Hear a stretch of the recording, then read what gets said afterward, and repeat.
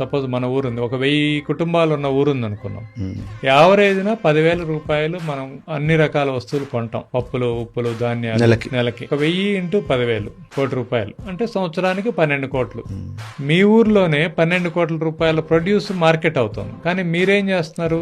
మీరు పండించింది మొత్తం క్వింటాల్లో అమ్మేసి మీరు కిలోల్లో తెచ్చుకుంటున్నారు. ఒక చిన్న రైస్ మిల్లు మీరే పెట్టుకోవచ్చు, ఒక చిన్న కారపు మిల్లు మీరే పెట్టుకోవచ్చు, మినువులు వీటన్నిటిని తయారు మిల్లు మీరే పెట్టుకోవచ్చు. ముందు మన ఊరికి కావాల్సిన సేఫ్ అండ్ హెల్దీ ఫుడ్ మనం పండించుకొని మనం ఆరోగ్యంగా ఉండి ఆ డబ్బులు మన ఊర్లో రైతులకే మిగిలితే మిగిలిన పంటని మనం మన బ్రాండ్ తోటి మన దగ్గరలో ఉన్న హైవే మీద మీ ఊరు పేరుతోటి ఒక స్టోర్ పెట్టుకొని పలానూరు పంట అని పెట్టుకున్నారనుకోండి, ఎవడో కాఫీయో టీయో అమ్మడానికి 100,000 ఫ్రాంచైజీలు పెట్టి రోడ్ల మీద పెట్టి అమ్ముతున్నారండి.